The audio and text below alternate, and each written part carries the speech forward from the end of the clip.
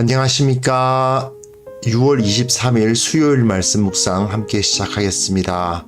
오늘도 말씀으로 하루를 시작하기를 결단하시는 귀한 성도님 여러분들의 가정과 생업과 모든 행하시는 일들 가운데 하나님의 권능이 함께 임하시기를 기도하겠습니다. 오늘 본문은 예레미야 19장 14절부터 20장 6절까지입니다. 날마다 솟는 샘물에서는 20장 1절부터 6절까지를 다루고 원래 어제 14절과 그러니까 19장 14절과 15절을 이제 다뤘었죠. 그런데 전반적으로 봤을 때 그 이야기를 오늘 읽어보시면 이렇게 자르는 것이 훨씬 더 자연스럽다는 것을 아실 수 있을 것 같습니다. 그럼요, 오늘 본문 통해서 조금은 심판의 이야기지만 또한 이 심판의 이야기를 통해서 우리들 그리스도인들이 가지게 되는 어떤 자긍심, 자부심을 한번 확인해 볼 수 있을 것 같습니다. 그럼 함께 말씀을 보겠습니다.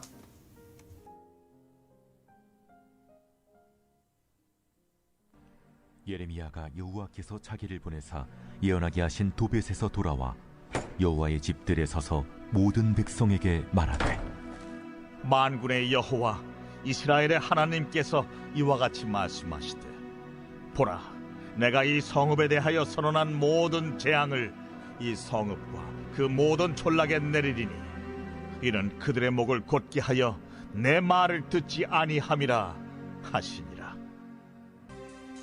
임멜의 아들 제사장 바스훌은 여호와의 성전의 총감독이라. 그가 예레미야의 이 일을 예언함을 들은지라. 이에 바스훌이 선지자 예레미야를 때리고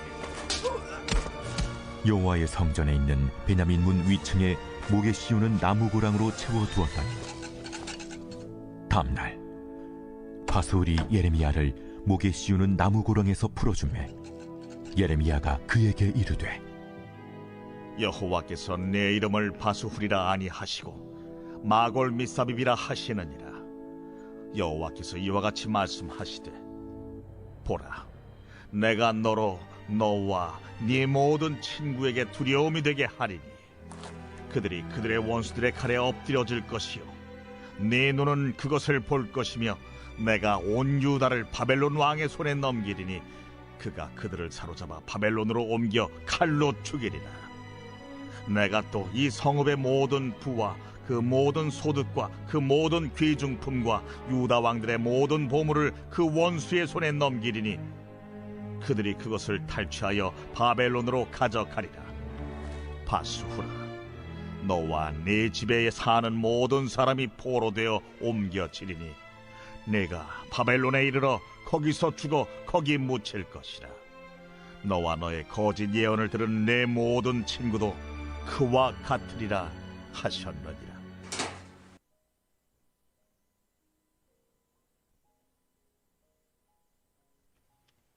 네, 오늘 본문 보시면 이제 심판을 확인하는 그런 본문이고요.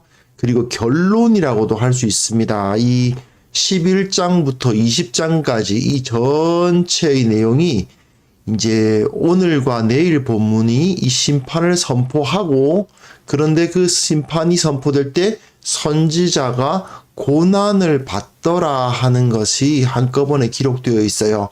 선지자가 고난을 받는다는 것의 의미를 우리가 확실하게 이해를 해야 되는데요. 선지자가 고난을 받는다. 선지자가 어떤 사람이라고요? 하나님으로부터 보냄받은 사람이죠. 하나님 나라의 대사입니다. 근데 세상 나라가 하나님 나라의 대사를 핍박하면 어떻게 되겠습니까? 하나님과 완전히 원수가 될 것입니다. 그렇죠? 이 11장부터 20장까지 이 선지자의 고난과 심판을 확정한다는 이 내용이 결국 마지막에 심판이 선포되고 선지자의 고난의 이야기로 맞춰지고 있다는 것을 아실 수 있고요. 선지자가 고난을 받는다는 것 자체가 심판이 확정되는 거죠. 그래서 오늘 본문은 이제 심판이 확정되는 이야기가 나타납니다. 왜요? 예레미야가 핍박을 받았으니까.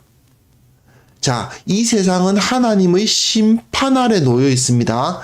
반드시 이 세상은 하나님에 의해서 벌을 받을 겁니다. 왜 그렇습니까? 하나님의 아들이신 예수 그리스도를 죽였으니까. 이 세상은 하나님의 원수나 다름없게 되었습니다. 하나님은 반드시 이 땅을 심판하실 거예요. 그러나 그 하나님의 심판을 피할 수 있는 길을 놔두셨죠. 어떻게 합니까? 그 예수 그리스도의 편에 붙는 겁니다.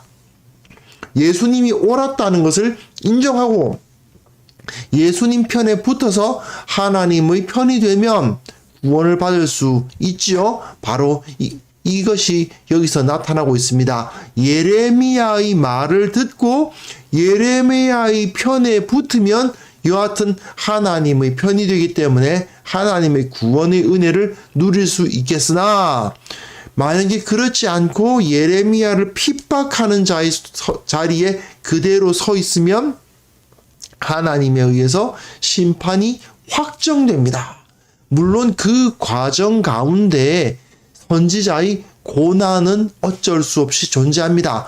예수님께서 고난 당하셨던 것처럼 예수님을 따르는 사람들도 고난을 당하지요. 하지만 우리가 고난을 당한다는 것은 하나님께서 이 땅을 심판하시리라는 것에 대한 확증이 됩니다. 이런 내용이 바로 오늘 본문이라고 할 수 있습니다. 오늘 본문 보시면요. 자, 도벳에서 돌아왔습니다. 도벳이 어디라고요? 예, 흰놈의 골짜기라는 곳입니다. 예루살렘 성이 그 산 위에 있는데 그 산 바로 그 아래쪽에 있는 그 남쪽 골짜기가 그 흰놈의 골짜기입니다. 그 흰놈의 골짜기에 도벳이라 침뱉음이라는 이름을 가지고 있는 그 아이들을 불태워서 제사를 드리는 정말 가증한 우상 숭배를 하는 자리가 있는 거죠. 예레미야는 그곳에 옹기 하나를 들고 와서 그걸 깨뜨리고 하나님께서 이곳을 완전히 파괴하시고 또한 예루살렘 성까지도 완전히 파괴하실 것이다.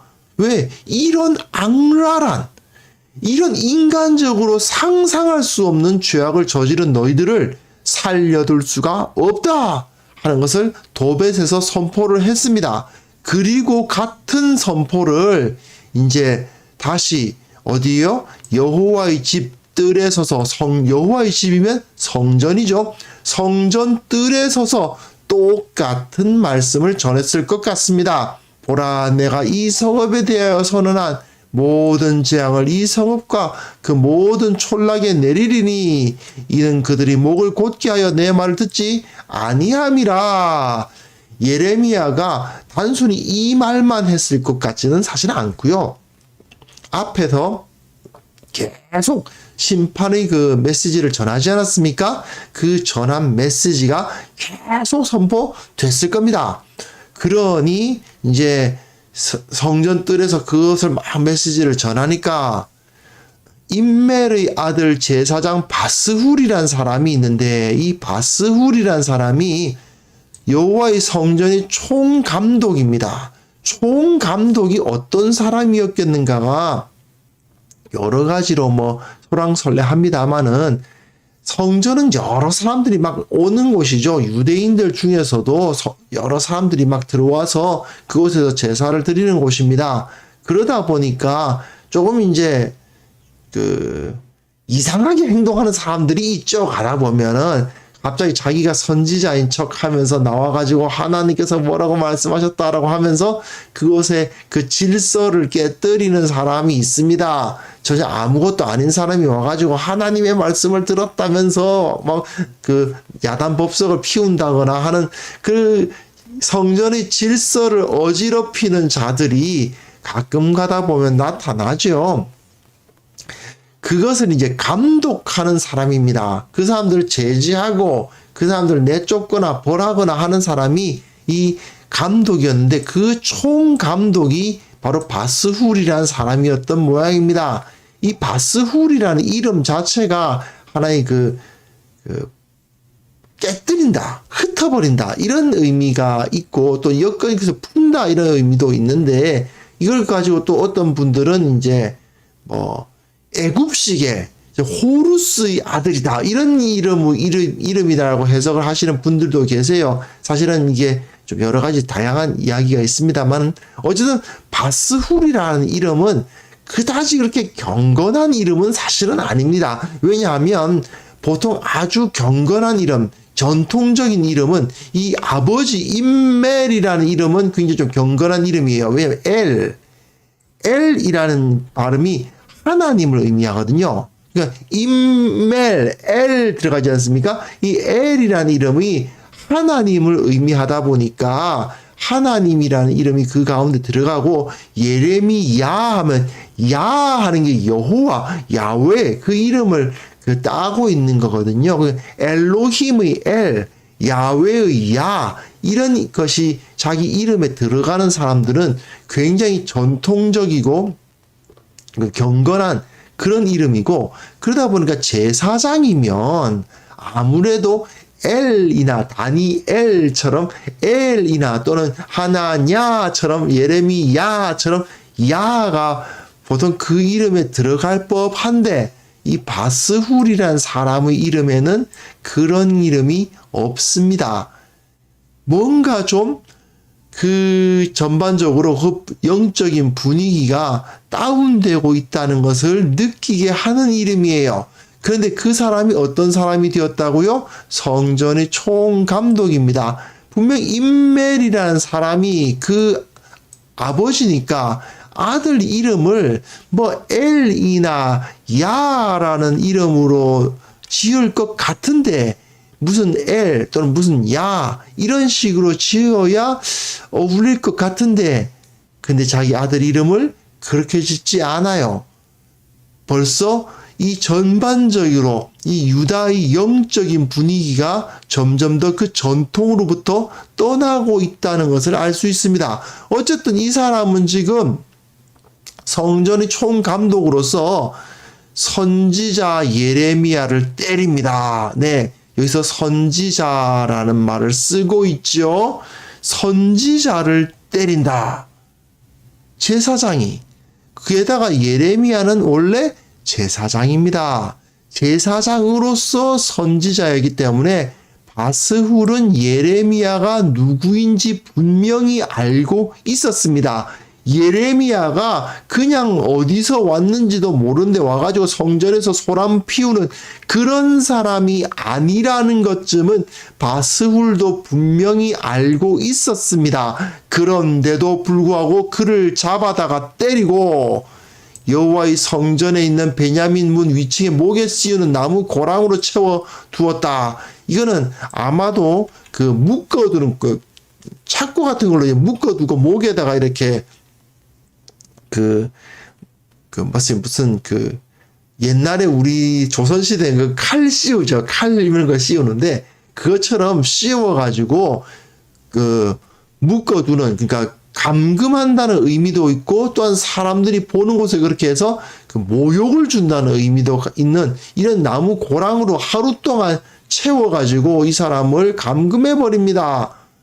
예, 사실은 예레미야로서는 제사장이 이런 일을 당한다는 것은 그야말로 엄청난 치욕인 거죠. 매를 맞았을 뿐 아니라 이런 목에 씌우는 나무 고랑을 찼다는 것 자체가 예레미야, 이 선지자이자 제사장이었던 예레미야에게는 그야말로 모욕을 심각하게 준 것입니다. 이런 모독을 당하고 나서 바스훌이 다음 날에 예레미야의 목에 씌우는 나무 고랑에서 풀어줍니다. 하루 동안 모독을 하고는 이제 가봐 하고 풀어주는 건데 예레미야가 뭐라고 말하느냐?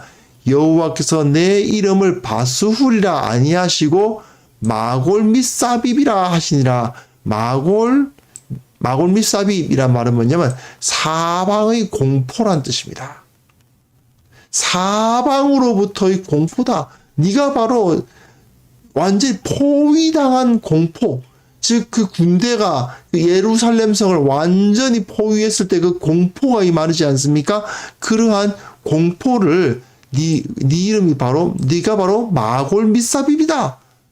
사방의 공포다. 그런 말 하는 거죠.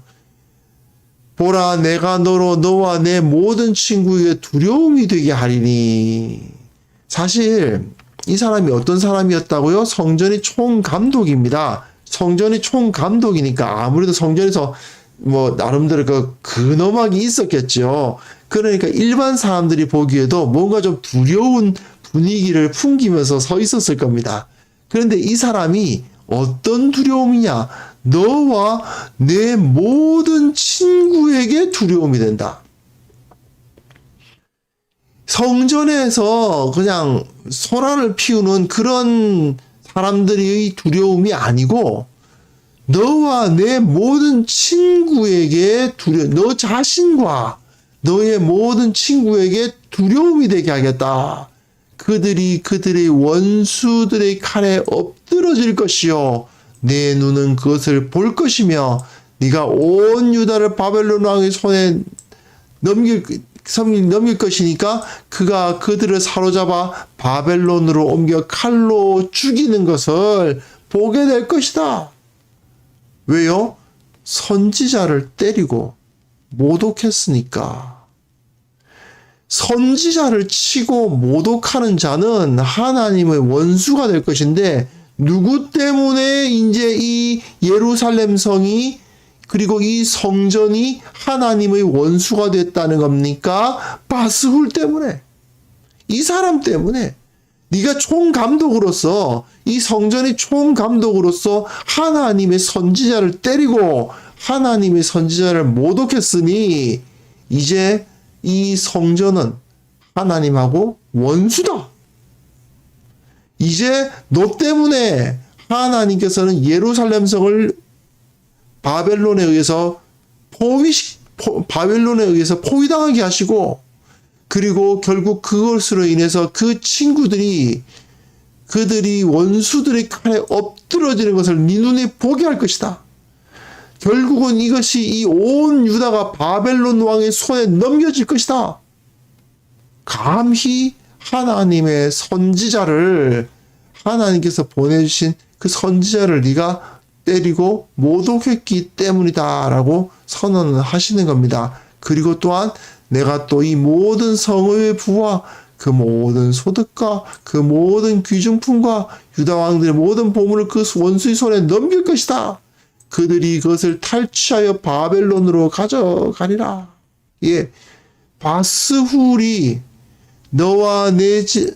바스훌이 예레미야를 친 것은 곧 그 예루살렘 성의 성전이 하나님의 선지자를 친 것이요. 하나님을 거역한 것이요. 하나님께 반역한 것이다. 왜 그 왕과 왕 사이에서 누군가가 이제 어느 나라의 왕이 다른 나라의 왕에게 사신을 보냈는데 이 사신을 만난 이쪽 왕이 그 사신을 죽이거나 사신을 모독하거나 그렇게 되면 어떻게 되는 겁니까? 이 두 나라는 원수가 되는 거예요. 바로 그 현상이 여기서 나타납니다. 바스후라 너와 네 집에 사는 모든 사람이 포로되어 옮겨지리니 네가 바벨론에 이르러 거기서 죽을 것이다. 거기 묻힐 것이다. 너와 너희 거짓 예언을 들은 모든 친구들도 그와 같으리라. 바스훌은 뭐라고 말했다는 겁니까? 하나님께서 이 성전에 계시니 우리를 지켜주신다. 이런 얘기를 했다는 거 아닙니까? 그러니까 너는 저 바벨론으로 끌려가서 그곳에서 죽어 약속의 땅이 아닌 그 먼 이방의 땅에 묻히게 될 것이고 너희 친구들도 마찬가지가 될 것이다 라고 선언하시는 거죠. 결국은 이것은 심판의 확증입니다. 예루살렘이 망한다는 것은 분명하게 확증되어 버렸습니다. 이 바스훌이 행한 행위가 바로 그런 것이죠. 자, 결국 바스훌은 자기가 듣기 싫은 예언을 한다는 이유로 자기 손에 있는 권력을 사용해서 선한 자를 때리고 모독한 일을 모욕하고 말았습니다. 결국 그는 자기가 행한 일을 바벨론에 의해서 그대로 당하게 될 것입니다. 바벨론에게 끌려갈 때 목에 착고를 꿰고 끌려갈 거예요. 바벨론으로 끌려갈 때 두들겨 맞을 거예요. 그리고 하나님에 의해서 그 제사장이라는 지위는 인정되지 않게 될 것입니다. 결국 자기 권력을 마음대로 사용한 이 바스울은 자신의 하나님께서 주신 그 권력을 바르게 사용하지 않았기 때문에 똑같은 모습으로 망하게 될 것입니다. 사실 바스울이 가졌던 그 권력은 정직한 선지자들을 욕보이라고 주어진 게 아니거든요. 그러니까 하나님의 심판이 될 수밖에 없었던 거죠. 하나님께서는 결국 그들을 심판하고 마실 겁니다. 자, 우리는 어떻습니까? 우리는 하나님께서 이 세상에 보내신 하나님의 사신들입니다. 예레미야와 같이요. 그런데 우리가 이 땅에서 누리고 얻게 되는 그 모든 것은 다 하나님으로부터 얻어진 것들입니다. 근데 하나님으로부터 얻은 이것을 가지고 이 세상 가운데에서 살아갈 때에 내게 힘이 있다고 그걸 마음대로 쓰고 내게 돈이 있다고 그것을 마음대로 쓴다면 어떻게 될까요? 하나님께서 반드시 그에 대해서도 보응하실 것입니다. 내 손에 힘이 있다고 그 힘을 바르게 쓰지 아니하고 내 마음대로 쓰고 내 손에 돈이 있다고 그것을 선하게 사용하지 않고 그것을 가지고 악하게 쓴다면 하나님께서 결국은 그 모든 것을 빼앗으시고 그 모든 것을 가지고 오히려 똑같은 일을 우리에게 당하게 하신다는 그러한 교훈을 우리는 받을 필요가 있습니다. 만약에 교회가, 개인도 그렇지만 교회가 이 세상 가운데 보냄받은 이유가 무엇입니까? 예수 그리스도와 같이 예수님의 모습으로 이 세상을 섬기라고 보냄받은 거 아닙니까? 그리고 예수 그리스도의 모습으로 이 땅 사람들을 구원하라고 이 가운데 보냄을 받았습니다. 그런데 교회가 좀 사람들이 많이 모이고 그러다 보니까 민주주의 국가에서는 사람이 많이 모이면 그게 권력이죠? 나름대로 권력이 생기고 그리고 그것이 영향력이 생기고 그걸 가지고 세상에서 우리들의 이기적인 목적을 위해서 그런 것을 사용하게 된다면 하나님께서는 결코 교회를 내버려 두지 않으실 겁니다.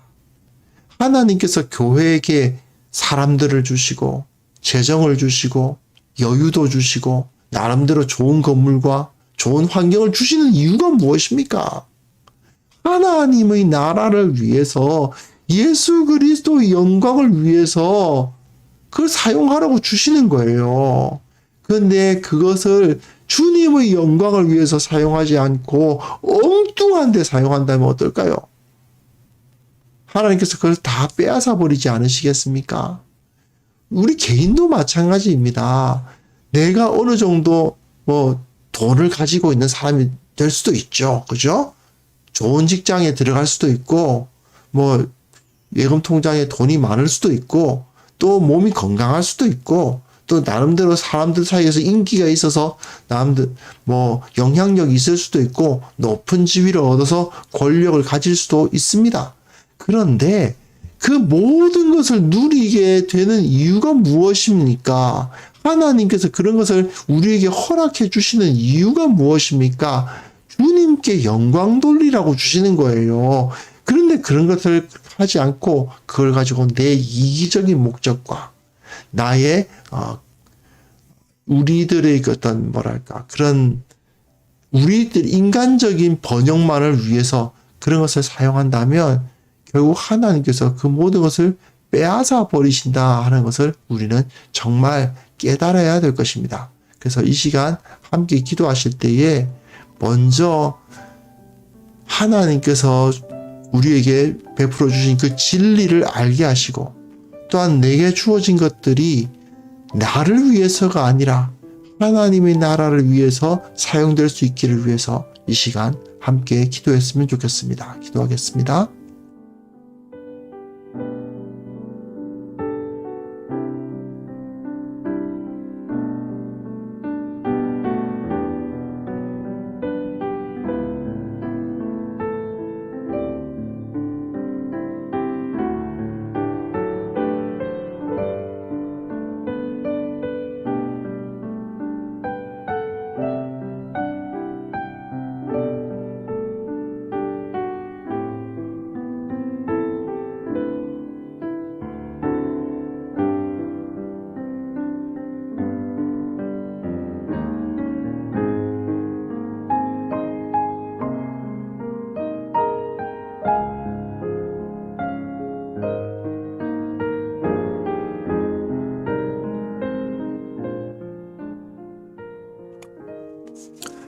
거룩하신 하나님 아버지, 우리가 하나님의 말씀을 깨닫기를 원합니다. 주님께서 정말 원하시는 바가 무엇인지를 알게 하시고 주님을 따라서 예수 그리스도의 모습으로 살아가는 것이 무엇인지를 온전히 깊이 알게 하여 주옵소서.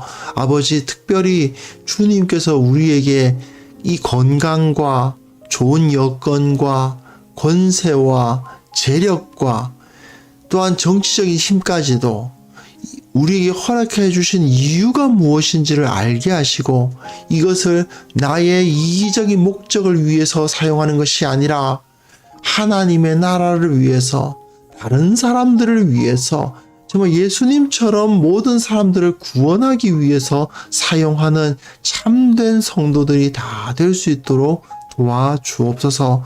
참으로 이 바스훌이 예레미야를 핍박함으로 말미암아 하나님의 원수가 되는 것과 같은 이런 잘못을 우리들은 결코 저지르지 않도록 우리를 지켜 보호하여 주시기를 원하옵고 바랍니다. 특별히 교회를 위해서 기도합니다. 주님, 이 한국 교회가 예수 그리스도의 모습으로서 세상을 바르게 섬겨야 되겠습니다.